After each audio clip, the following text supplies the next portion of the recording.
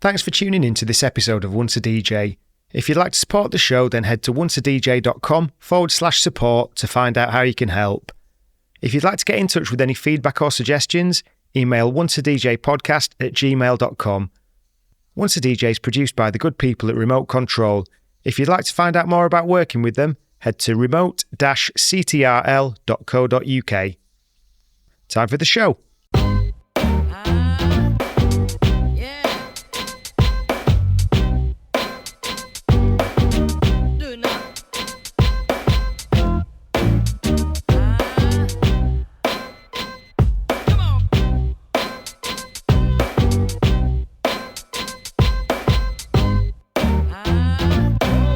Nice. Welcome back to Once a DJ. We're here today with music industry economist, DJ, and author of the book Pivot, Will Page, to talk about how he brought together the two worlds of music and economics. But firstly, how did you get into DJing? The inspiration for DJing for me came from hip-hop, unsurprisingly. Perhaps more surprisingly is the lyric in hip-hop, which kind of told me to come off the hard shoulder, go down a different route and pursue this passion for the rest of my life. And the lyric comes from a rap band called the Jungle Brothers. The album's called Done by the Forces of Nature. And the rapper's Mike G, who I'll just preface my point by saying I was honored that last year's Mix project on Mixcloud has a shout out and a lyric from Mike G personally given to me. But he has this line in this song where he says, it's about getting the music across, getting the message across, getting it across without crossing over. And it's the compounding of the points, Adam. It's the way he compounds the points, getting the music across, getting the message across. So now we divide the rhythm from the lyric, which is core to hip-hop culture. Getting it across, whatever else you want to get across, but without crossing over, without diluting the integrity of your message, of your art. And so I'm just a prepubescent kid listening to hip hop on the headphones at this stage of my life. And when I heard that, it made me think about, has he just defined art? Art's a 3-letter word with an awful lot of meaning, and we can all agree to disagree what art means. But if you can get your message across without crossing over, is that in effect what art is? And I just latched onto that lyric and I just couldn't shake it out of my head. It was stuck in my dome and it has remained there for 30 plus years and counting. And it's just a really powerful message of thinking when you for your audience, when you step into that DJ booth and when you unpack that vinyl bag or set up your digital equipment, Serato or whatever, when you're in that position and you're looking at a dance floor, you got to hold in your head, front of mind, how am I going to get this music across without crossing over? How am I not going to dilute what I'm going to say before I say it? And I just think it's a really powerful statement that didn't give me any choice in the matter. From that day onwards, from that lyric onwards, that was me. Like, I want to dedicate a whole chunk of my life to finding music other people can't find and getting it across without crossing over, whether it's making a documentary about high life music, which we can get into later in this podcast, whether it's just making mixtapes to date girls back at Glasgow University in the late 90s. Whatever the purpose was, it comes from that lyric, because that lyric for me captures what art means to me, getting the message across without crossing over. So how old were you when, because that's quite a profound thought and response to a lyric, how old were you when you heard that? 14, I think, which based on my current age puts me in about 1794 in terms of the years, but around the time of Adam Smith. But yeah, like a very sort of going through high school age. That's the key point. I mean, I can build on that too, and it's not to get too personal on the human development here, but we have a theory at Spotify, which is the music that you're exposed to during puberty, boy, girl, is the music that sticks with you for the rest of your life for a reason. And the reason is around that time, and it's not just your body, it's your mind, it's your soul, you're going through an incredible period of uncertainty. The body's changing rapidly, the mind is changing rapidly, life around you is changing rapidly. And that's when music talks to you, when your siblings, your parents, your friends can't talk to you because the issues are too intimate. And that intimacy thing is a really important factor here, which is, if the song is teaching me that lyric back then and no one else is teaching me, then I go with the song. That's my new best friend. That's my blood brother to get me through the next turbulent 2 or 3 years of my life. And we have data, and I don't want to talk about data here. This is a podcast about passion, but there's data to prove that it's the music that you're exposed to around that part in your life that often sticks with you for the rest of your life. There is a lighter version of this. This is a super heavy topic to land at the start of the podcast, but I'll add sugar to the tea. There's a lighter version, which we call the hairstyle analogy, which is around your teens, you experiment with different hairstyles. Maybe long hair, maybe short hair, maybe a mullet, but you tend to settle on one towards the end of your teens, and that's your hairstyle for the rest of your life. We also apply that lighter form of the analogy to explain how music taste works, which is by the time you're getting to the end of your teens, you've decided you're jazz, you're rock, you're pop, you're hip hop, and that becomes your dominant genre. But it's interesting to see how tastes that last for the next 80 years are formed during those crucial 2 or 3 years. But yeah, that's really interesting. And like you say, we don't want to be getting into just a load of data, but do you think that's going to stay the same with that people's access to music is so much broader now? Yeah. Do you think it's going to still retain that tribal sort of element? Well, I'm going to cite a dear friend and a long-time inspiration of mine, Ross Michaels from Park Avenue Artists, manager of Yeba, Joshua Bell, very eclectic range of artists, because we constantly jive of this topic of intimacy. And I'm going to open it up to your audience by saying a very bold statement, which is the internet can scale just about anything. Just about anything. Look at what ChatGPT is scaling right now. It can scale everything you could want, but it cannot scale intimacy. And that's interesting. The internet's transformed everything except one thing, which matters to us most. And in the book, I talk about the anomaly that music's never been more valuable. I mean, look at catalog valuations, look at the latest industry numbers, growth of 9% after the previous year, which was growth of 18%. This is a business that's booming. It's never been more valuable, but never been less relevant. You find me one person in the city of Derby today, or the city of London, or my hometown of Edinburgh, who can tell me who's number one in the charts. I'll buy them a bottle of Speyside Sherry Cask whiskey. Nobody knows, nobody cares. So to get into this topic, which is a passionate one for me, I go back to David Bowie's famous interview in the New York Times, and can I also add on YouTube an interview with Jeremy Paxman from YouTube around the time of the millennium, in the year 2000, where he said eventually music's just going to be water coming out of a tap. It's background. So we listen to music on Spotify, Amazon, Apple, YouTube, but it's just a thumb press on a piece of glass, and then you're away. That's different from huddling as humans inside a record shop and speaking to the person across the counter. That's different from having your name shouted out by a human being radio DJ broadcasting one to many. So, there's 20 million people using Spotify in this country. There's 20 million people listening to BBC Radio 2. When Radio 2 plays a song, we all listen together. When Spotify plays a song, 20 million people have 20 million different playlists. We're losing that shared experience that creates intimacy in music. And it's not all bad. There's lots and lots of good we can get into. But I think, to your question, that intimacy word has value, and that value, I think, has largely been lost because we have all of this choice. So, just going back to that Jungle Brothers song then, thinking about how much that lyric resonated with you and the risk that how people are consuming now, they might not have that journey of music being given to them by a trusted source, that, because the way that we get it, it might just be something that's on the back of a playlist, which might impact someone's life if they have that and listen to it enough times because they're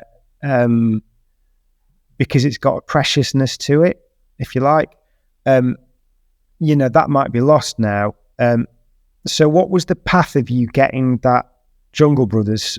Was it tape? I'm guessing tape. It was a gramophone. No, it was cassette tape. Yeah. So how did you end up with that? What was the path, the journey that got you to there? You grew up in Edinburgh, right? Yeah, yeah. So the song, by the way, is called "In Days to Come," and that takes some spelling. So they were doing, TikTok, SMS, text spelling way before the mobile phone, effectively. In days with a Z, number two, then come COME. So just to get the name check of the song correct. I think my exposure to music started with my mum, who had some cassettes. And I said, "What are these?" "They're cassettes. Who should you listen to?" And she said, "You should listen to Queen. They've got 4 people in the band and they can all sing." And I always remember that sentence. They got 4 people in the band and they can all sing. Like, wow, how does music sound when all 4 members can sing versus just one? Made me interested in, getting a little bit to the left of the middle in terms of musical taste, like going down that path. I want mischievous music. I got no room for squares when it comes to music. I got to stay on the edge. And then journey through there, I think I was stumbling across heavy metal and hard rock, and I was particularly interested at a very young age in the guitar solos. And I'll say this then, and I'll say this now. It's quite bizarre with heavy metal artists how they look like death warmed up, but whenever you meet them and work with them, and I've worked with a few, they're the most educated, classically trained, eloquent people you've ever met. Yeah. There's that heavy metal band Carcass, which is all medical students from a top medical school, and they just write lyrics about their operations on a daily basis. So I was interested in that because that had an edge. I was also interested in the heavy metal hip hop crossover. Public Enemy and Anthrax were doing stuff as well. And then I stumbled on the band Public Enemy, and I think the crispness of the beat was one thing. My 98 is going to get yours. But also, and it's weird, it's not the hip hop, it's the way that Chuck D projected his voice like a sports announcer, which I learned in later years was his whole goal. He was inspired by this American sports presenter who bellowed his voice out to the audience. And that's basic. I wish I could give you the name of the podcast. I think it's Morv Hallen. We can figure it out, but do a correction. But he based his entire vocal structure around the sports announcer, and I think that's what appealed to me. And what that did was that made you visit the lyrics. So for the first time, I'm listening to music, nothing unusual there, but now I want to get context on the lyrics. What are these rappers saying? And I think that was the tug that brought me into the hip-hop lane for the rest of my life in terms of what are these people saying, right? Now, what are they meaning? Okay, then how can I use that in my life? And that's why we always say rap is something you do, hip-hop is something you live. Rap is a genre, hip-hop is a lifestyle. I'm taking these lyrics and I'm going to apply it to me to give me confidence, to give me an attitude, to give me a belief that the path I'm taking is a path that I can believe in. So I credit Chuck D and Public Enemy with that element. Then moving to Jungle Brothers, that was for me, and still is, done by the Forces of Nature, one of the greatest albums ever. But that also brought me an introduction to sampling in a way that I hadn't had before. Some of the sampling that goes on that record, there's a Bill Cosby sample on that record, which is phenomenal. I have to say, I bought a Bill Cosby record. Okay, cancel me, but I had to get that sample. It's just mind-blowing how that introduced me to music of the present, back then, hip-hop, but then the music of the past, those records from the 70s and 80s. And that really kind of said, buckle up, put your seatbelt on, clunk click every trip, because this is you for the next 80 years of your life. Yeah, just an honourable mention there to sound engineer Bob Power, who works on the Jungle Brothers, Tribe Called Quest, things like that. For anyone that's listening, if they want to hear any interviews with Bob Power, he's a fascinating guy. He really shaped the sound of hip-hop in the late 80s, early 90s. And he's, really interesting, captivating guy that's worth a listen. So just to get back onto your story after that brief little detour then, Will, did economics come into your life at a similar time? Because I believe you kind of learned a lot about that at quite a young age, right? Yeah, it predates hip-hop. And I tell the story in my book, Guitars and Economics as a hardback, Pivot as a paperback, and on Audible, of being 11 years old and being jealous because my older brother Tom had been taught what economics is, and sibling rivalry kicks in. Like, if he learns something, I got to learn something. I can't beat him up because he's a whole lot bigger than me. He's a lot forward in rugby, so I can't go to physical violence, but I can ask my dad to teach me what he taught him. And I was at the beach in Scotland, where my parents are from, is just a few miles north of the English border. Beautiful part of the country. The part of the country where the train is, if you take the train to Edinburgh, is almost dipping into the sea. And I said to my dad, Dad, what's economics? And he said, pardon my French here, piss off, son, I'm on my holidays. I said, come on, Dad, you got to teach me. You've taught Tom. F off, son, I'm on my holidays. I'm not teaching you economics. He said, you got to teach me economics because Tom knows and I got to know. We got to match each other. I was like, all right, we're at the beach. Let's just do an experiment. You're going to be the Prime Minister, and I'm going to give you a problem to solve. Last year, over 20 children drowned in British waters, and that's a tragedy. British children drowning in British waters, just like the beach that you see in front of us.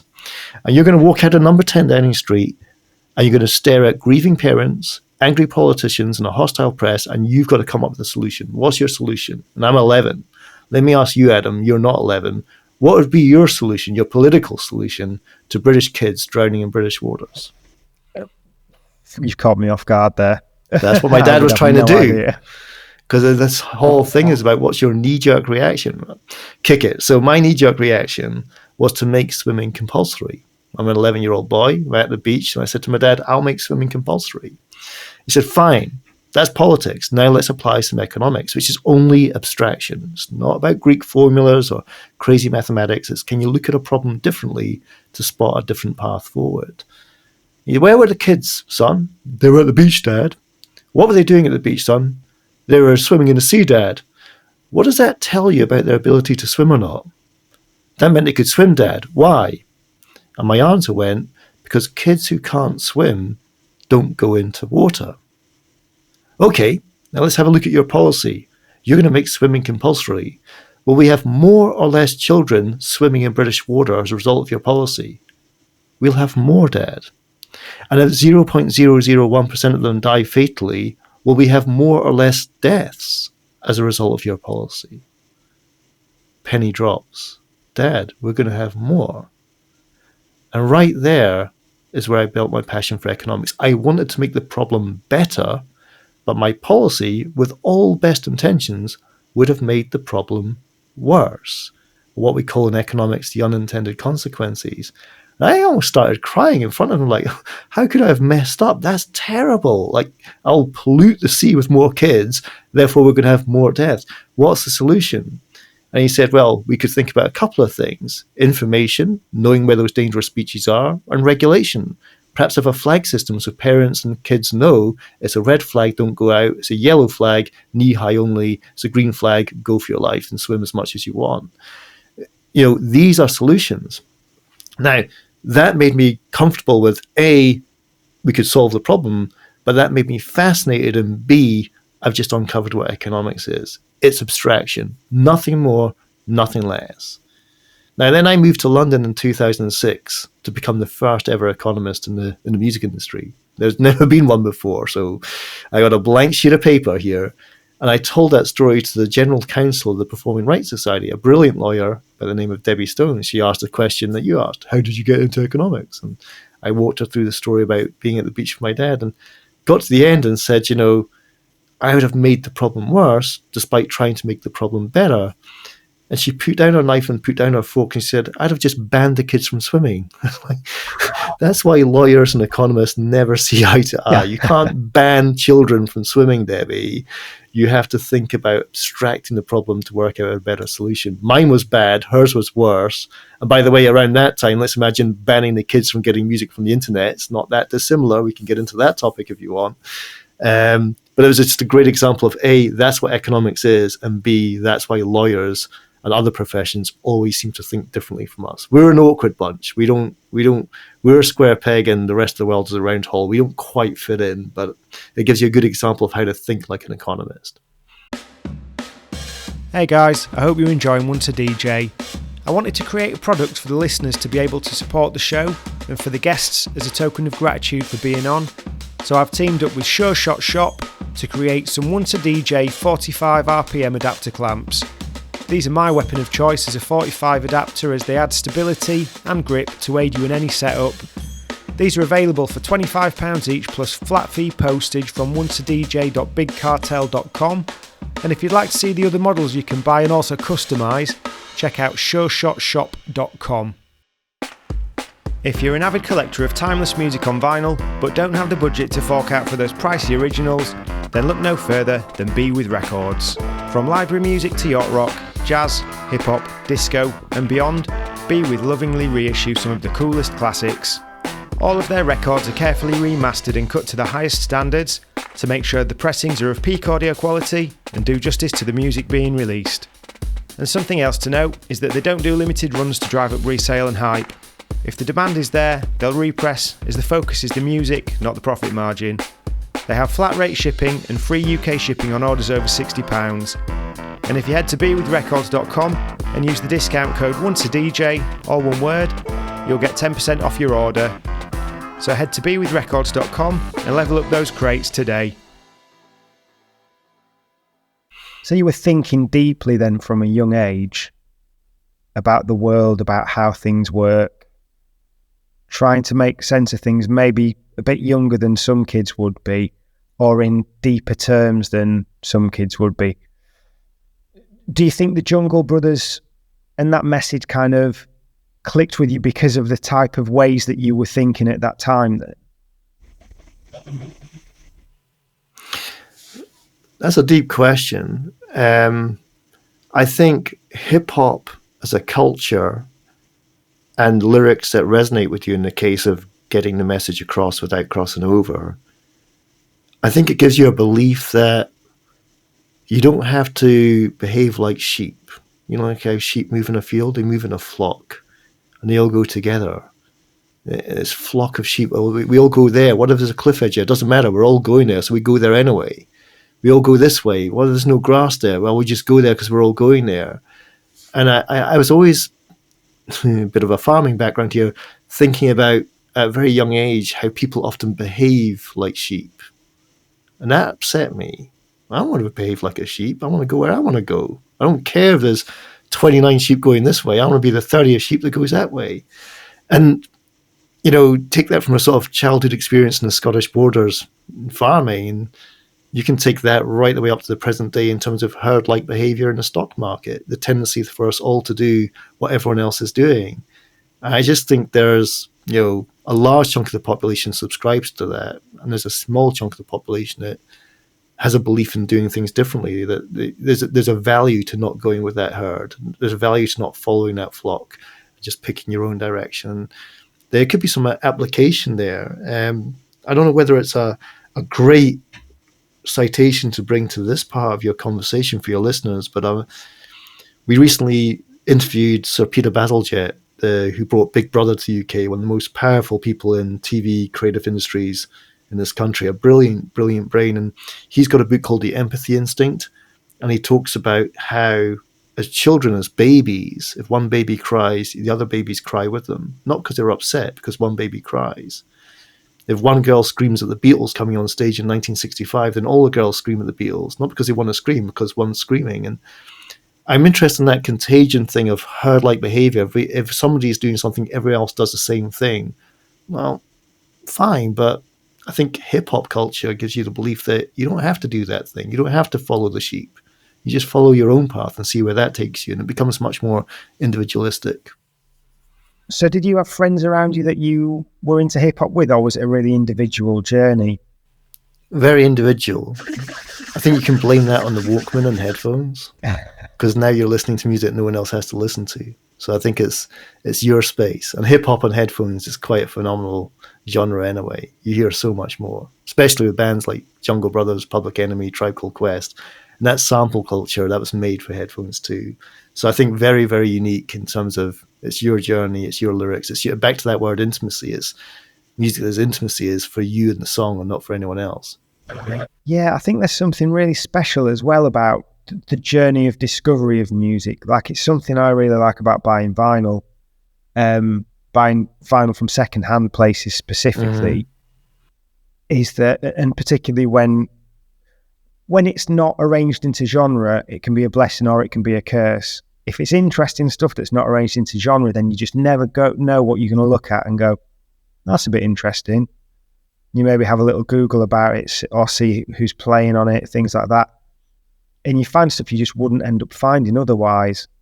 And there's a real gratification to that, finding those things that people might know about elsewhere, but it's your own little journey of discovery that's got you to that. Yeah, there's been some kind of fuzzy behavioral science work around that. I don't know whether it could apply here, but they talk about the IKEA effect, which is if you build your own furniture, you value it more than if somebody else built it for you, because that sofa, took you to the point of divorce, but you built it. I put the screws in that sofa, and when I sit on it, I value what I did. So I think you can take that IKEA effect. There's a bit of fuzzy logic there, but just take that concept of involvement. You went to the record shop. You were visiting Bristol for the first time, and you got tipped off that there's this amazing secondhand record shop down a side street, and you asked a guy to open the store early, and you spent time speaking with him at the counter, and you decided on the selection of records. That's all you. That's not an algorithm. That's not touching your thumb against a piece of glass. That's you physically getting involved. Physical memory is mental memory, and you treasure that moment. So when you play that record, there's more than just a needle on a record. There's something else going on there too. Yeah. Just on the side then from that, I'll probably take this out. Have you seen about the IKEA Barrett Hose deal? No. So there's I don't know the exact ins and outs of it, but there's basically some sort of partnership being developed where Barrett Homes are going to come fully furnished with IKEA. And I was discussing this with someone the other day. I mean, I was surprised because I didn't realise how big Barrett Homes were. But also that you're moving into a house rather than a home then. It seems quite interesting just given what you were just saying. Yeah. Yeah. Where's the journey? Yeah, it's you're just going to lose a lot of that personality. Where's the friction? And that's the interesting thing about when you look back at digitization of music and media and culture. Where's the friction? Where's the actual rough with the smooth that brings reward out? That's gone. And back to David Bowie now, you just put your interaction with your actual mobile phone music app could be a matter of seconds at best. You pull it out your pocket, you select which playlist you want, the radio features going to kick in when the playlist is over, and the rest of the time it just sits in your pocket filling the background noise.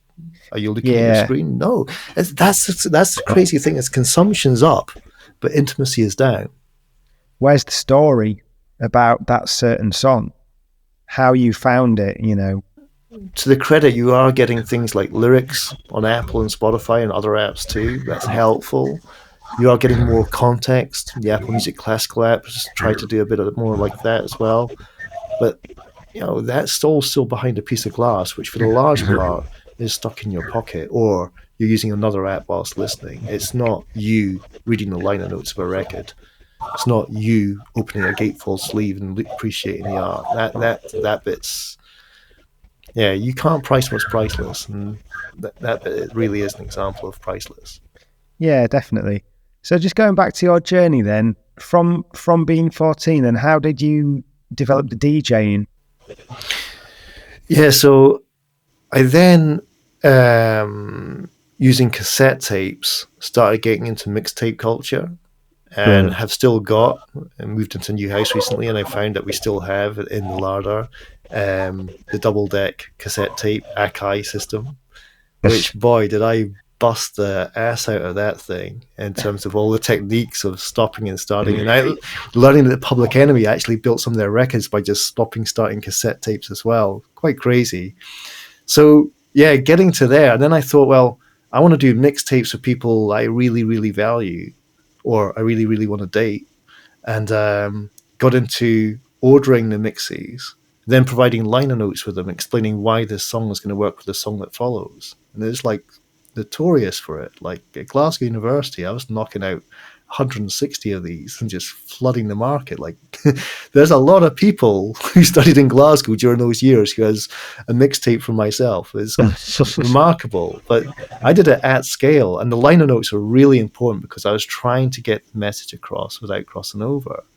This is a song, Afro Blue, and I want you to hear it for this purpose so you understand why it's intimate to me, so hopefully it can be intimate to you. And yeah, that was a really big thing for me. A lot of cassette tapes. Jesus Christ, I bought so many. A lot of rubber bands to hold the liner notes in place. You think about all this sort of minutiae of details. a lot of printing of lyric sheets and, liner notes. But I want to do the full thing. I want to give people a 60-minute, 90-minute experience that they'd never forget. And to the credit, the number of people who say they still have them after all these years, still play them. They were good mixes. Good mixes. But it achieved the goal. Yeah, that's really satisfying, isn't it? Doing the self-build sort of thing. I can remember when I put a mix out into shops, and when I say shops, I mean literally, I think probably 2 shops. Mm-hmm. But just going off and dealing with someone to get the print runs done, waiting to get the designs finished. I got them done by a friend, and because they were done by a friend, it took about a year.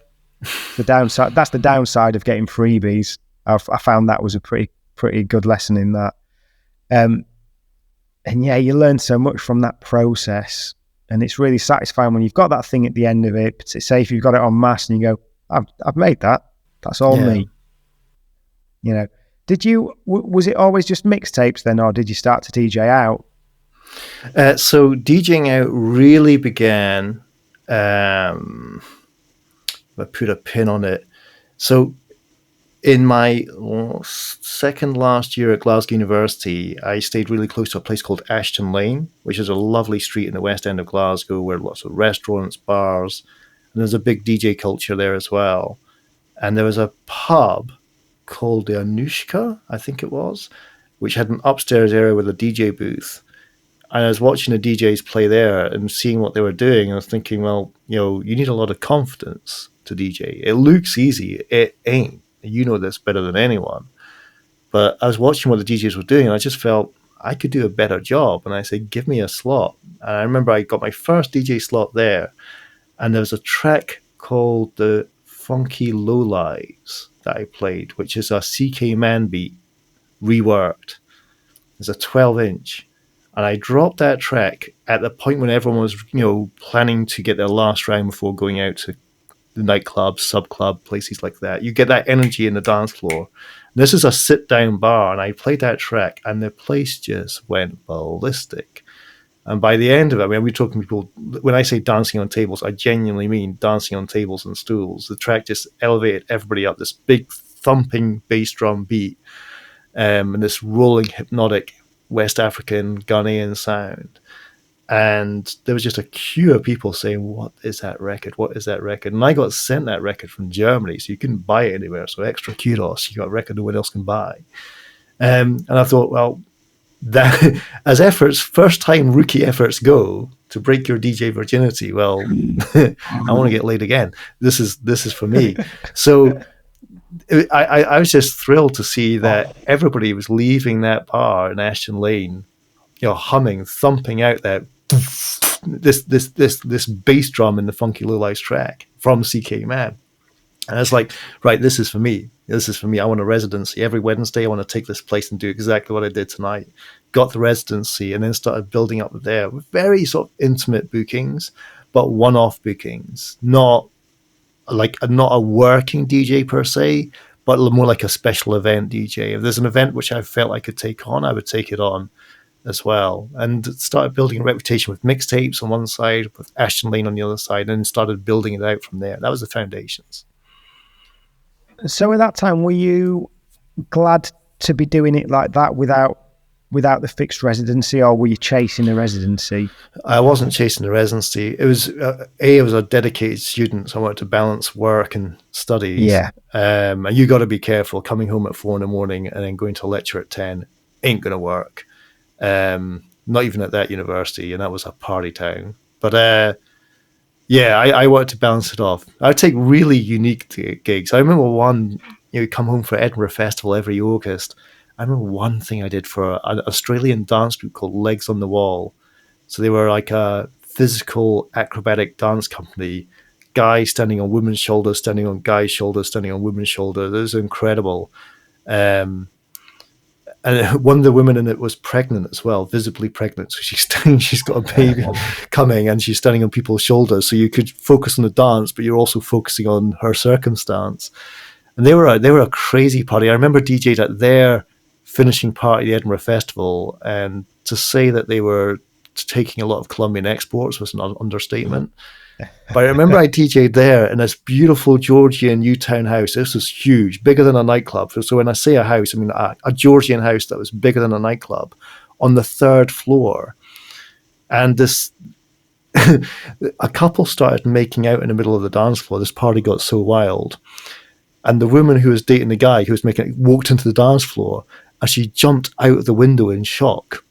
So I've had an experience as a special event DJ, having a party going crazy, having a couple making out on a dance floor, having the partner of the guy who was making a dance floor enter the dance floor, stand in shock and jump out a window. And everyone thought, that's it, we're going to have police sirens. And there was scaffolding outside the window, so she actually fell like 2 feet as well. So the point being, you could be a resident DJ and just turn up, do your set, get your check and leave. But doing the special events has its upside, as you have memories you'll never forget. Like I remember, like the entire dance floor, lights up, music off. A woman just jumped out of the window and fell 2 feet. So we actually got her back in and continued partying. But yeah, there's a trade-off there. But yeah, the residency thing happened later in life. For the main part during my university years, it was just one-off things. Yeah, because it must be hard when you're studying a pretty intense subject as well, which I'm guessing economics is. Yeah, well, it is. It is. It's just the hours, man. It's just the hours. Like the time you spend on a residency where you want to make every set different. That's what people don't appreciate with DJ culture is you're not just turning up and doing a 2-hour set. You're thinking constantly. Your brain goes into a trap mode of just what's going to work, what songs on the radio that I can build off, is there a sample in that song where I could play the original, how do you stay true to your younger brother's lyric ethic of just getting the message across without crossing over. Residencies take up a lot of mental time. There's maybe 2 or 3 hours of physical time in a booth, but the mental time is huge. I don't think DJs get enough respect for what they do when they're applying their craft correctly. Yeah. Since starting doing this podcast, I've realised just how lazy a DJ I was. Well, now they cheat, right? Now they sit behind all this equipment and they stick a USB stick in and then just pretend to look busy for 2 hours and get paid dollars. So that for me, I couldn't look at myself in the mirror in the morning if I got away with that. For me, it has to be vinyl, has to be crafted. Rich Medina in Philadelphia was one of my biggest teachers in the DJing. He said, it's all in how you thread these songs together. If you're not doing that, you're just a goddamn jukebox. And that really stuck with me, which was just like, I don't want to be a goddamn jukebox. I want to be a DJ. So yeah, it's interesting how people can apply their craft differently, but the real DJs, the ones who are putting thought into the sets, trying to create intimacy in a crowd of many, there's a lot of mental hours put into a couple of hours of physical work. Yeah, this is it. I mean, I would very much, I think I probably planned out my first 1 or 2 sets I ever did. And then from there, when I only had a few records, I didn't need to plan because I didn't have enough records to plan. And then after that, I definitely got lazy with playing the same things every time I played because of just other commitments taking my focus away. But yeah, the amount of work that people put in terms of the practicing, in terms of the getting the records, and I think a thing for you as well that comes through is the desire to have the one-offs, the specials, the hand gifted records. So when you finished university, did you stay up in Scotland, or was that when you moved to London? Yes, I stayed in Scotland for 4 years, working in the civil service for equivalent of the Treasury in Scotland when Gordon Brown was our Chancellor, and wore a black suit, a blue shirt and a red tie to go to work. And then at home I got my big break, which is writing for a publication called Straight No Chaser. So I took up covering Philadelphia hip-hop for Straight No Chaser. So my sisters used to call me Batman because you had this completely contrasting lifestyle of civil servant by day and Philly hip-hop journalist by night. But yeah, I really owe it all to, firstly, a trip to the North Sea Jazz Festival in Den Haag. It's now in Rotterdam. It was in Den Haag, which is the capital of Holland, and the jazz festival was across the road from the war trials of Slobodan Milosevic. So you had Roy Hargrove blowing horn here, and evil dictator who killed hundreds of thousands of people getting prosecuted just across the road. So it was a very interesting location. But then I came back and I was in Dusseldorf, and I built up the confidence, and I mean the confidence. It sounds easy for people from London to say this, but to call the offices of Straight No Chaser, this magazine that had been my Bible for 6 years, and try and speak to someone. And it's this sort of London thing of like speaking to somebody from London who writes for Straight No Chaser. They're not going to pick up the phone to you. And I left voicemail after voicemail, and then the phone was picked up and Paul Bradshaw spoke to me. And I was so nervous, thinking... And was Paul Bradshaw the editor? The editor-in-chief. So you have Paul Bradshaw, Neil Spencer was part of the editorial team in the early days, Giles Peterson, obviously a core part of that publication throughout, and to this day, it has been relaunched. But yeah, Paul spoke to me and he said to me, what did you see at North Sea Jazz that you think I haven't heard of? Well, that's an interesting question. He wants to go to the edge, which is what people like us do. I said, well, I saw this performance by this band called Kip Hanrahan's Deep Rumba. And I said the word and he cut me up and he spoke for 15 minutes about Kip Hanrahan's Deep Rumba, about the records, his story, how underground that sound was, how intense that sound was. I just want to say it blew my mind watching it live. And he just kept on talking.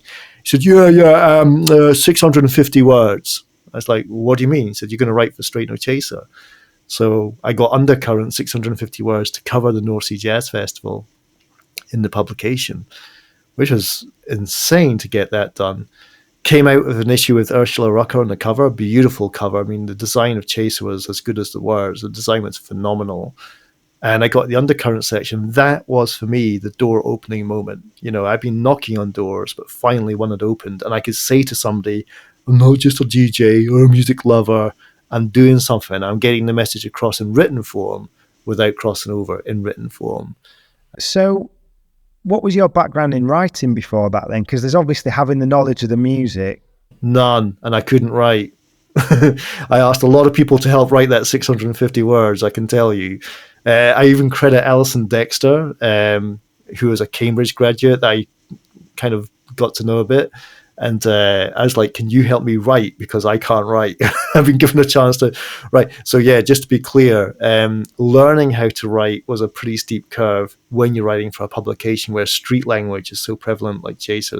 There's jazz terminology in Straight No Chaser that really works. Now, I love that terminology that they use. It's applicable to all cultures.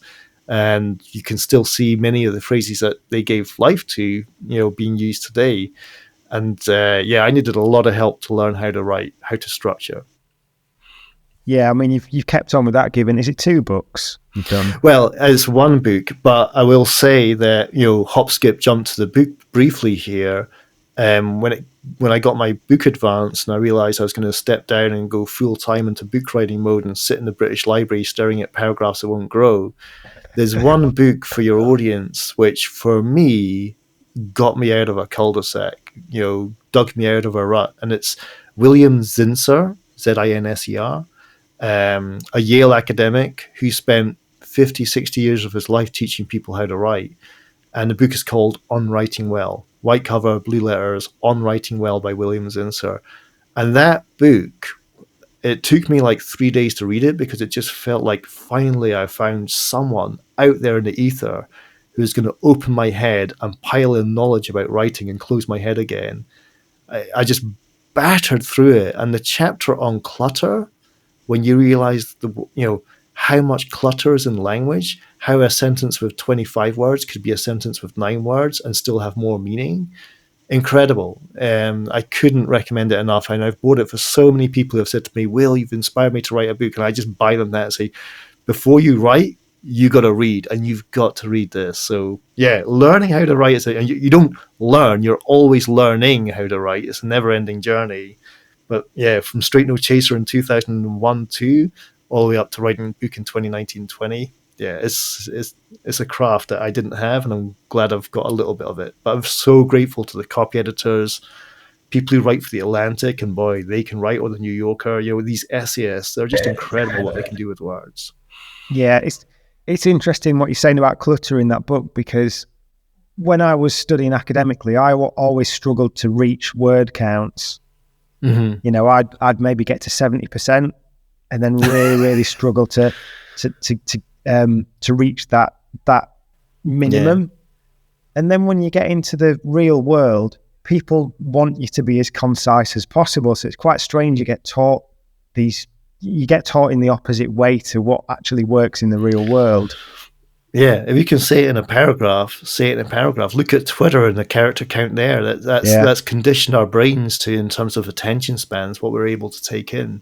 Just one funny anecdote from that book. I really want to stress William Zinsser on writing well, the power that book's had on me, and I'm sure hundreds of thousands of people have learned how to write thanks to spending $9.99 on Amazon and reading that book. It's value for money considering what higher education costs.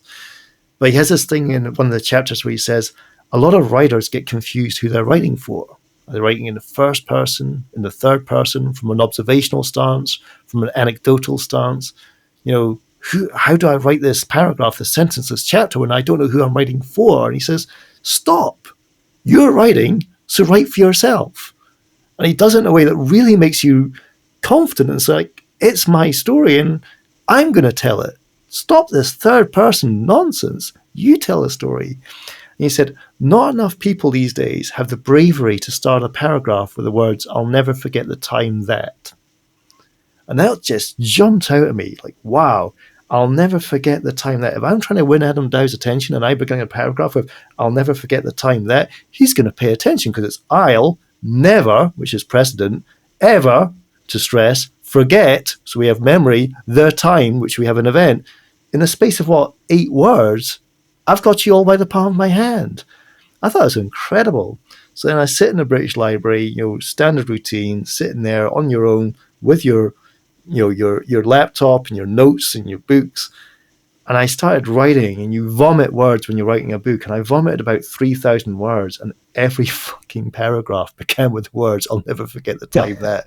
I just tried to put the whole lot in the trash can. It's like, you're going to have to really reconfigure your writing skills here. But it just jumped out at me as like, it gave me the confidence. Be proud in the time that you'll never forget and tell them. Don't wander around the block and say, there was this occasion where this person never... No, you told the story. You tell it. You stress the importance of the paragraph. But yeah, it's for me as a DJ, but then to become a writer, that book is priceless in my life. I owe him more than I owe anyone else in that whole process. I suppose that's a bit like finding an incredible drum break and just trying to use it for every beat that you make. Exactly. Oh, that's amazing. But why are you using Impeach the President again? Hey guys, I hope you're enjoying Once a DJ. I wanted to create a product for the listeners to be able to support the show and for the guests as a token of gratitude for being on. So I've teamed up with Sure Shot Shop to create some Once a DJ 45 RPM adapter clamps. These are my weapon of choice as a 45 adapter, as they add stability and grip to aid you in any setup. These are available for £25 each plus flat fee postage from onceadj.bigcartel.com. And if you'd like to see the other models you can buy and also customise, check out sureshotshop.com. If you're an avid collector of timeless music on vinyl, but don't have the budget to fork out for those pricey originals, then look no further than Be With Records. From library music to yacht rock, jazz, hip-hop, disco and beyond, Be With lovingly reissue some of the coolest classics. All of their records are carefully remastered and cut to the highest standards to make sure the pressings are of peak audio quality and do justice to the music being released. And something else to note is that they don't do limited runs to drive up resale and hype. If the demand is there, they'll repress, as the focus is the music, not the profit margin. They have flat rate shipping and free UK shipping on orders over £60. And if you head to bewithrecords.com and use the discount code ONCEADJ, all one word, you'll get 10% off your order. So head to bewithrecords.com and level up those crates today. So how long were you writing for Straight No Chaser then? I wrote for them from 2001 to 2007, which is when the magazine folded. Last issue of the magazine, I covered the Black Lily Festival, spelled with one L, Black Lily, in Philadelphia for Women in Soul. I wrote the preview with Jazzy Fat Nasties and all the team in Philadelphia that were working it. Then I wrote the review where, interestingly, Amy Winehouse came to perform at the Black Lily. So you had Amy Winehouse telling Jill Scott which changing room she could use, and that was a bit of a cat fight backstage. You don't tell Jill Scott anything in Philadelphia. She tells you which changing room you're going to use. But yeah, that was an incredible event. And then the magazine folded after that issue as well. So you were very in the neo-soul. Hip-hop and neo-soul, very stretched to Philadelphia. For example, I was the first journalist, I'm not going to say the word ever, but at least in my memory, to interview Bahamadia. Right. And a lot of people there is like, how's this kid from some bedroom in Edinburgh, Scotland, managed to get that interview? And she was very nervous about doing it. I used, our grandmother raised us to say, always do to others like you'd want done to yourself. So you'd be respectful of your career, the highs and the lows that she'd been through. And I got the interview, and it's just a short piece in an article called What's Up Philly. But I was really proud that I got there, and I was really proud that she was happy with what I did. She's like, next time we're going to catch up. Now, I would hope that a lot of your listeners know how important Bahamadia is to the story of hip-hop and to the story of women in hip-hop especially. I would put her and Moni Love right up there as 1 and 2 in terms of the most influential people I can think of in terms of women in hip-hop as well. But I worry that there's generations today who don't know those names. Could you give us a brief explanation then? Because it's not all going to be kind of hip-hop heads with this, because it's as much about growth and about the broader thing of DJing than just hip-hop. So if you could just give us a bit of a summary for the listeners. Well, I think the best thing, and I wish this is where I wish podcasts could use music. We have to fix licensing out here, because this is where we should really play some Bahamadia and Moni Love. But Bahamadia's voice, the tone of the voice, I often felt it was like a snake for some reason. When I listened to it and the intimacy, and you think about words and animals, she'd rap like a snake, and the lyrics would just slither around the beat. And that was a style I'd never heard being done before. And it just hit you like, what is she doing? Like, some people say that rap language is very lyrical. Like, some rappers rap like a trumpet player might hone a beat, or an alto sax player might hone a beat. They're literally forming like a horn section with words. It's a very good comparison. Other rappers are like, they just bless the beat with phrasing techniques, like the Nas and the Black Thought and these Showbiz and AG, these people. I visualize that as, throwing a blanket over a sofa and watching it fall into place. Like, they just know which words fall into place in that beat. But Bahamadia, she was like a snake. She just slithered around the beat, and it was just so softly spoken. And by being, that thing you get when people speak softly at meetings as opposed to shouting at meetings, it forces other people to listen in. Yeah. So if you really want to listen, don't raise your voice. That's what Bahamadia did with hip hop. She made you listen by not raising your voice. Chuck D, he bellows like a sports announcer. Bahamadia, she whispered like a snake. So yeah, very unique rap. That's kind of like, not comparing myself to her, but it's kind of like with scratching. If I was ever at like a scratch jam with people that were just being like super technical, I'd just try and be a lot more open, and think more about phrasing, so that what I was doing was different. Because it's like, I can't run as fast as this person. I might be better off finding a different way to get there. I don't know if that analogy works, but as well with Bahamadia, I mean, the nice thing about that story is that if you've given her a really sensitive and considered experience of that first interview, that may well be something that she's taken with her into her life, and that could have had a really big impact on her. So fair play for that as well. I hadn't thought about that, actually, but that's important. I mean, she had a lot of lows, right? So if that gave her the strength to come back into the ring at some other future point, that'd make me very happy. Definitely. I mean, the reason that I'm doing this is it's all about empowering people to tell their stories. And I think if you can give the person that experience and you can help them think about what their story is in a different way as well, I think there's a load of value in that. Yeah. So just back onto your timeline then. When you moved to London then, what work was it that you were doing? Who were you working for? So I moved to London to be the chief economist of the Performing Rights Society, which is songwriters and publishers, the equivalent of ASCAP or BMI for American listeners, Gamer in Germany, SACEM in France. And that's where I became like literally the first economist in the music business.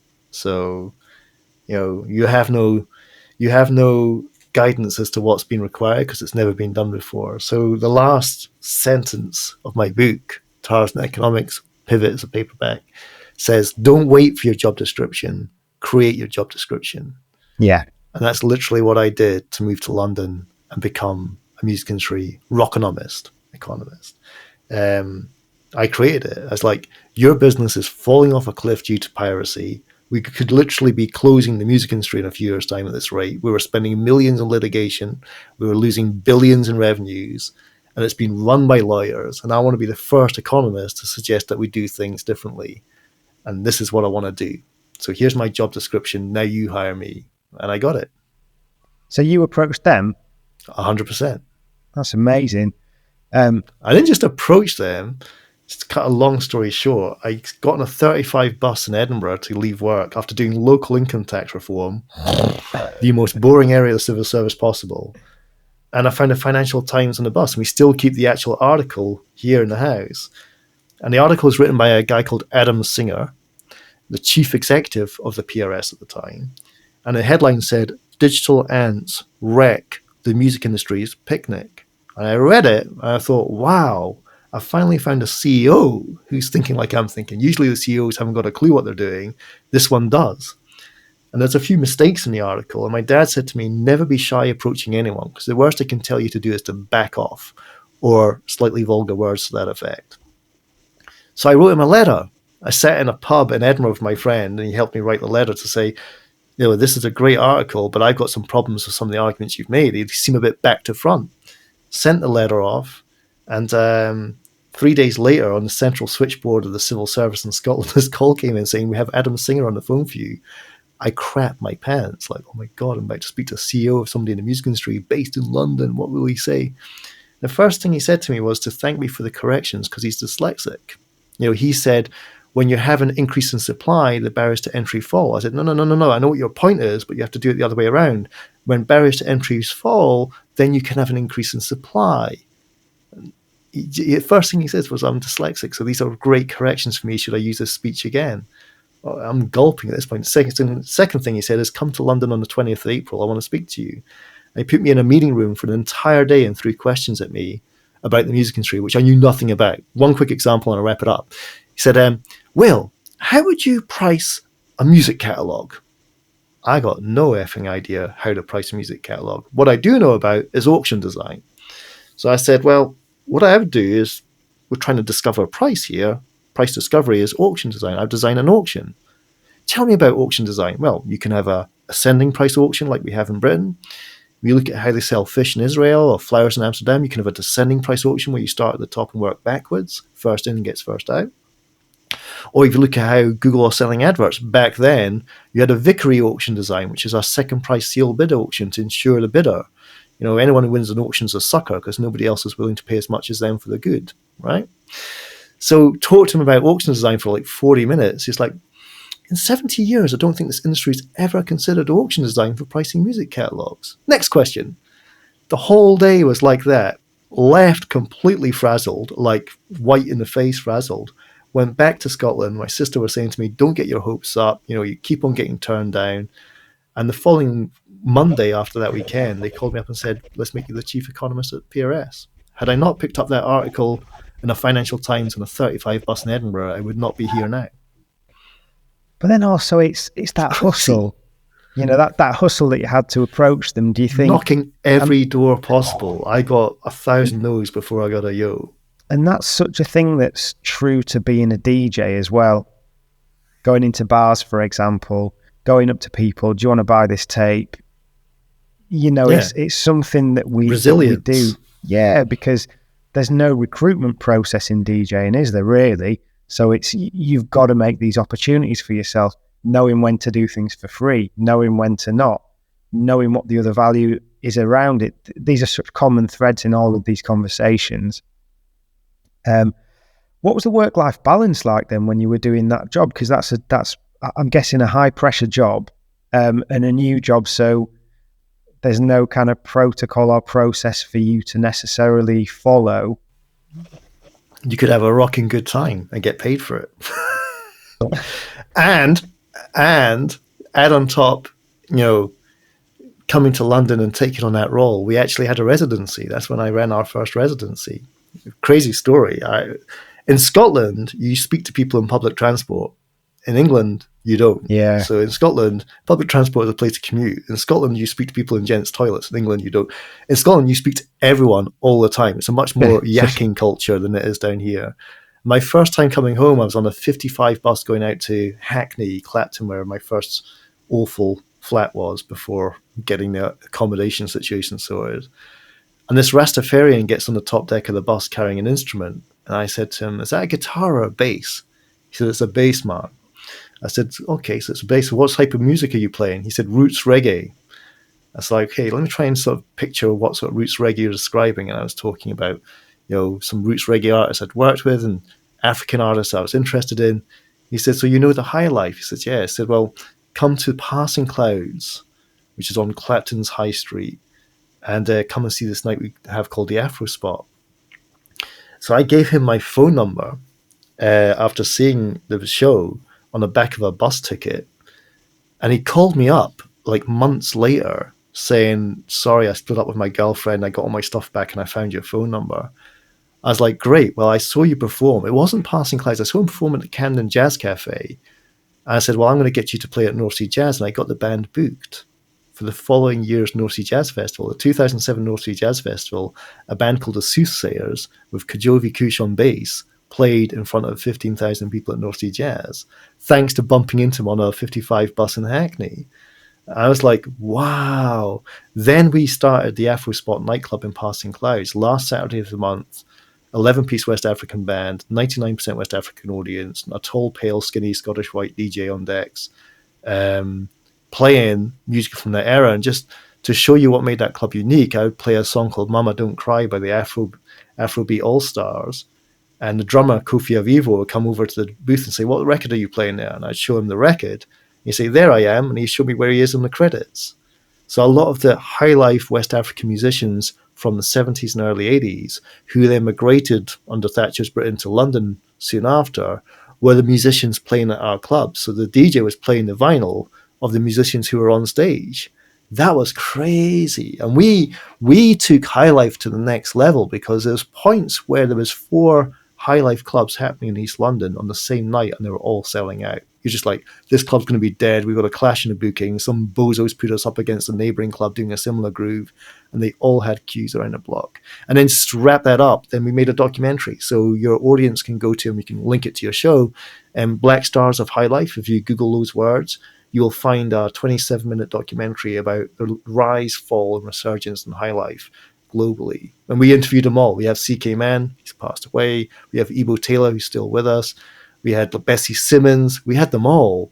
We went there in a Christmas time. It's a Christian country. We interviewed every one of those high life legends and documented their story. So yeah, there came a residency, and there came leaving a real footprint in London and British nightclub culture by bringing high life to that level. I take a lot of pride in that. Brilliant. So how did DJing go from there? What was the peak amount of times you were DJing in a week? So that was once a month at Passing Clouds, and a whole lot of time preparing those sets. So, and we ran it from 2008 right way through to the last night of Passing Clouds. I DJ'd with the Sun Ra Orchestra playing in that venue. And to be clear, like for the first few years, that place didn't even have a liquor license, never mind a music license. It was a fire hazard like you wouldn't believe. There's all these candles and robes everywhere. It was very hard to focus, thinking this thing could go up in smoke any minute. It didn't, thank God it didn't. But I really worried about the fire risk of that place. By the time it finished, I mean, it was gentrified. We actually had working, functional toilets in the club. That was something. I mean, that was with all those years and all those smells. But yeah, to see like by the end of the journey. But then, quite famously, Passing Clouds got shut down as a campaign to reopen it. I think it's now reopened, but it's not what it was. But we went through the wild years. But once a month we went up there and we absolutely smashed it. Brilliant. Tell you an interesting DJ story just real quick. Yeah. We DJ'd there the Saturday in 2012 before the London Olympics opened. So you're in East London. You got this weird club called the Afro Spot. You got your regular thing, which is you do the warm-up set, you do the interval set, you do the climax set, the band plays, and then the band are like in the car park getting stoned out of their trees, and I'm there extending my set because they've yet to come back in. I played Once in a Lifetime by Talking Heads, recorded and written in 1981. And I was like, well, David Byrne's from Scotland, band are famous New York band, Jerry Harrison, and the club goes crazy. The bouncers in the black puffer jackets, arms in the air, the girls serving behind the bar, dancing on the bar. Musicians who should be opening up their cases and getting ready to play are dancing. I play this one record from 1981, Once in a Lifetime Talking Heads, and a West African high life club goes bonkers. And I get home and I try and decompose and come off the high of the set, 4 o'clock in the morning, like, why did that song work so well when it has nothing to do with the theme of the club? Brian Eno practically wrote that song after going to West Africa and learning about the Afrobeat. And the drum loop that's in there is basically Fela Kuti. And I was like, Right. that's music. That's getting a really, a message really across without well-renowned. crossing over. It's a really well-renowned drum break as well, isn't it? Yeah. That drum loop, that was inspired by going to West Africa, sitting with Fela and all those Afrobeat musicians. And I played that song in 2012, a 1981 song in 2012, and watched people who had never heard it before just lose their fucking minds. So the next significant sort of event in your timeline that I know of is you started at Spotify as the chief economist. So what year was that? And was there any sort of jarring with that, given what we've discussed about musical journeys, musical consumption, intimacy? Did you feel any sort of type of way about starting that? No, because I think what Spotify did was to save a business that was otherwise declared dead on arrival. You got to remember how awful the music industry was before Spotify got going. Yeah. Firing, not hiring. Anyone who had a job in the music industry probably wouldn't have a job the following month. Advances to artists were wafer thin. The number of artists getting signed were falling. The wheels of the business weren't turning the way they should have been turning. It was terrible. And then the whole thing with litigation against file sharing in America and similar campaigns across Europe, lawyers were making the problem worse. What Spotify was able to do was get revenues flowing back from the consumer to the rights holder, to the creators, and get those wheels turning again. And it's remarkable to think that Spotify is now north of 20 million people in this country. That's more than any radio station or TV show can ever reach in today's media climate. So new media has overtaken old media. It's a whole different level set. People will always whinge. They whinged about vinyl. Remember shipping platinum to receive gold back just so you got your certification. We all know those stories. And artists had to pay for returns in their contracts.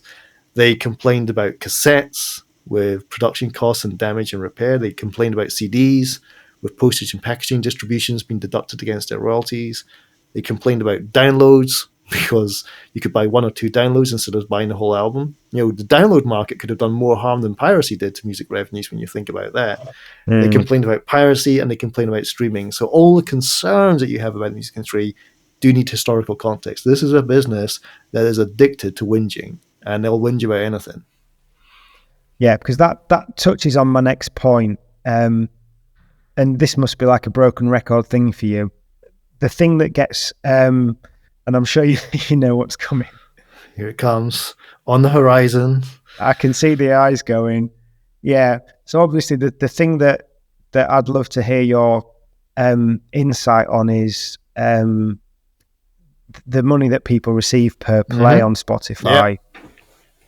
Because I obviously hear a lot of negativity around it. So, and the campaign that led this debate, which resulted in a 3-year government inquiry into music streaming, government-level inquiry, Competition and Markets Authority investigation, was called Broken Record, and it's a good term. So here's what I explained to managers in 2008, verbatim, and I'm going to explain it to you in 2023, verbatim. And managers would hold you against a wall, hold you up off the floor with their vital lapels, say, how can you justify half a penny per stream? You're stealing music. This is, undervaluing our art. Fine. The example. Let's say your song is played on BBC Radio 2's Breakfast Show, the highest value per stream payout you're going to see in the British music industry. And by the way, the BBC pays handsomely for music. Compared to any other country, good money. Your song gets played by Zoe Ball at 8:15 in the morning on the BBC Radio 2 Breakfast Show. As a songwriter, you receive £90. As an artist, you receive £60. 90 plus 60 equals £150 for the singer-songwriter of that song. Pay the artist, pay the publisher, pay the label, pay everyone. Right, fine. 150 has traveled from the rights user to the rights holder. You compare £150 for one play against half a penny on Spotify, and you would be right to be aghast. How can the difference be so great? Hold on. The radio play was listened to by 8 million people. So it's a one-to-many broadcast calculation that 8 million people listening to one song is worth £150. If you divide £150 by the 8 million, you get 0.0000038 when you do the math. A lot less than the 0.005 you receive from Spotify. Follow this. Let's say those 8 million people who heard the song as they were having their breakfast in the morning then go and stream it on Spotify on their way to work, which is not implausible, by the way, not implausible at all. Then you would receive £40,000, not £150. And every time I explain this point, the difference between one-to-many broadcast and many one-to-one narrowcast, the manager puts me back down on the floor, apologises for their aggressivity, and buys me a pint. And that has been going on since 2008. If you can't understand that maths, you don't deserve to be in this business. But if those 8 million people went back to Spotify, it's 40,000. I'm not saying they will. I'm just saying now you understand why Spotify pays more than radio per listener, because that's what the judge laid down when we established copyright law. The more you interact with the content, the higher you pay. Here's Tom with the weather. How many times have you had to tell that story? Every day that ends in the letter Y. Well, it's really good to hear that, and I'll be sharing this with as many people as possible just to give that clarity on it. It doesn't make it easy. I'm not saying it's a land of milk and honey. It is tough to get the numbers to work, but you can get them to work. It takes a lot of momentum, but you've got to hold that framework of why does Spotify pay more than Pandora in America? Because Pandora is more like radio, Spotify is more like ownership. There's a law that says Spotify should pay more than Pandora, and Pandora should pay less than Spotify. That's the law. That's the law that we're working with.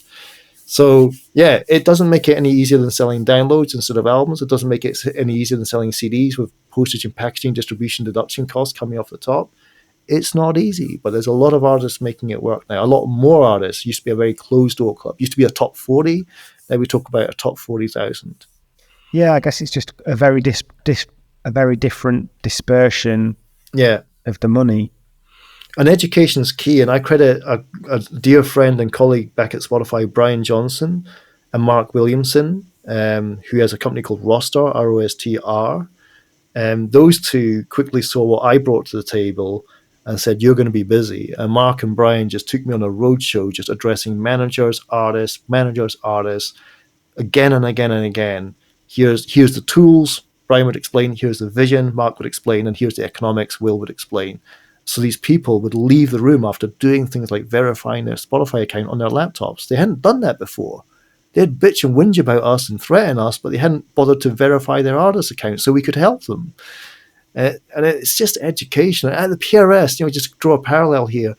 The number one complaint I used to get at the PRS was, PRS sucks. They've not send me any money ever.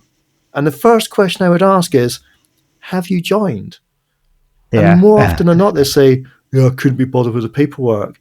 Well, how do you expect to get money from the bank if you haven't joined a bank then? Yeah. I'll put you in a headlock and make you sign this form so I can get you your £4,832, which you've generated on the BBC radio over the past 4 years. But until you sign that paperwork, I don't like doing paperwork. No, you got to, because I want to pay you the money. So again, just education. The amount of education in this business is insane, and it's never ending. It's like painting the Forth Road Bridge. When you finish one end, you have to go back and start again. But it's the same. PRS, people wouldn't join and complain. Spotify, people wouldn't understand and complain. It's not their fault. It's complicated, but the answer is in education. So when did you leave Spotify, and was that to write the book? Yeah, so I stepped down from Spotify in late 2019 to go full time on the book. I was determined to do the book full time. That was a vision of mine. Like, I didn't want to try and combine all the other things going on in my life with writing a book. And I got an advance, and thank you, Curtis Brown, my agent, for generating an advance, which made it financially sound idea to do full time on the book. And I think I produced a better book for it. There's stuff that you can do in the artistic process when it's just you and that goal that you can't do with a bunch of other distractions. And that the process of going to the British Library, or I was made a fellow of London School of Economics. I had my own office with a bathtub at Lincoln Inn Fields. That was quite an office. Just before we locked down the country, I had 3 months there. But I had rhythm, and rhythm is what gets ideas, and ideas is what gets a manuscript to move from 60,000 words to 64,000 words to 70,000 words. But yeah, still, I've done a lot of work with Spotify since, which you can see on their website, Loud and Clear, which explains in loud and clear terminology, this is how our business is working. And got to work with a bunch of other music companies, major labels, other streaming services as well. Brilliant. And what does DJing look like for you now then? So I fell in love with Mixcloud around about, let's just go back 7 or 8 years ago. The answer's in the title. One for the team in 2015. I caught up with some of the Straight No Chaser community in New York, Tyler Askew, and it just reminded me of just what it meant to look at the Chaser charts, what it meant to read those interviews, those album reviews, those undercurrent sections, those Clubs of the World guides. Met DJ Nicodemus, and I just got my energy back and said, well, we have this thing called Mixcloud, a very important Mixcloud founded by Nico Shah and Nico Perez. It's licensed. It's not a DMCA service. It's not a piracy service. Yeah. They actually got the license. And for me, working in copyright, that mattered a lot. I was like, now we have a licensed DJ service. Maybe I should do what I did back at university with cassette tapes and just get a mix up there. So I did one for the team in 2015. Worked like crazy on the mix, again, in the artistic process of putting it together, getting it blended, getting shout outs for it so I could lace it so it's a real, like a live DJ set when you have shout outs integrated. And put that up. And then I think almost every year since, I've managed to bless Mixcloud with a mix. And the numbers get bigger and bigger. And in 2018, I did Full Tilt Boogie after being in Miami for two visits. Miami, DJ culture, Miami, you got to go. It's different. Like, I met Emilio Estefan, husband of Gloria. I met Willie Clark, met DJ Yeoman, who's one of this incredible collector who does analog transfers there. There's so much happening down there, and it's just such a weird city. I love the expression that the best thing about Miami is that it's so close to the United States of America. I love that expression. Wow. It just has its own rule book. It has its own history. Think about the film Scarface for a second, and I would encourage people to dig up the original documentary Cocaine Cowboys. Not the one that was on Netflix, the original one, the first one, not Reload, the original one. Yeah. And that makes Scarface look tame compared to what was going on in Miami. And that was our lifetime. That was 1979 to 1985. Yeah. Have you read the book American Desperado? No. That's about John Roberts from Cocaine Cowboys. Really, really interesting.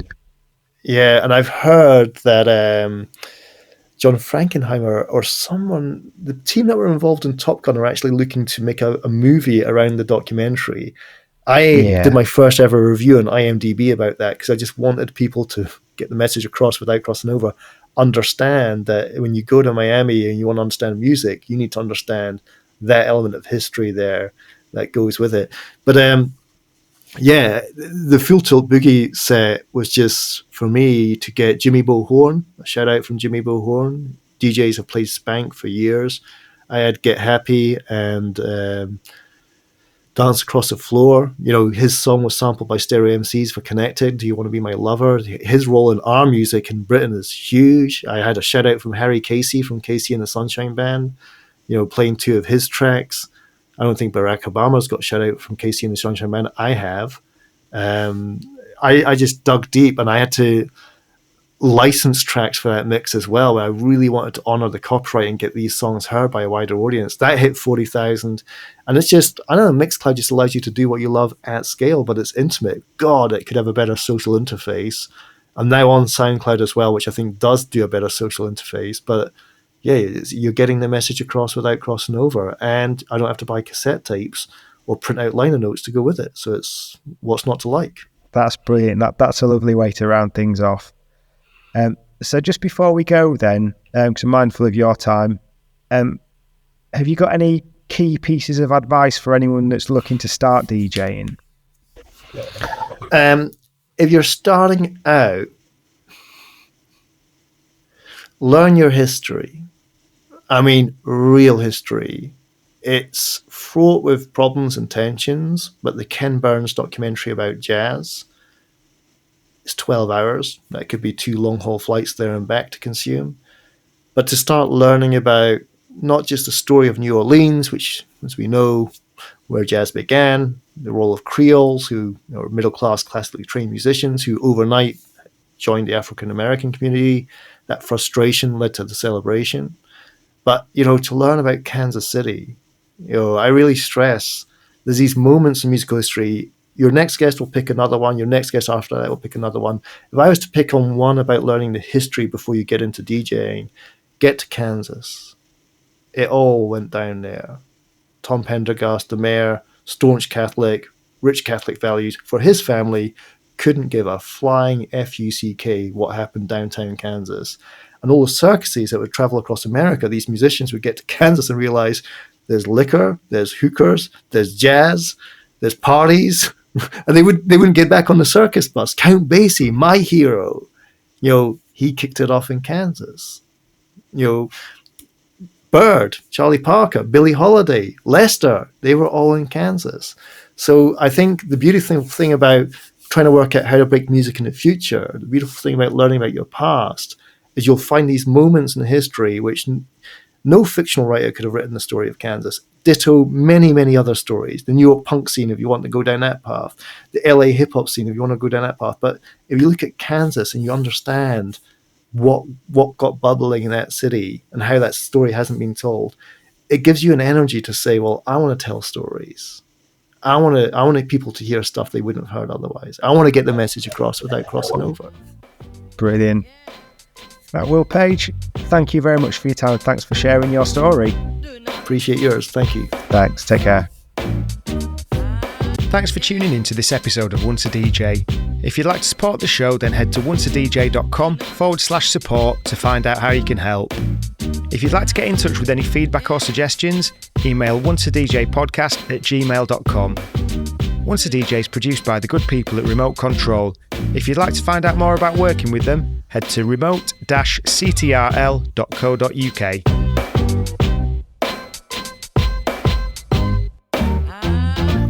That was nice.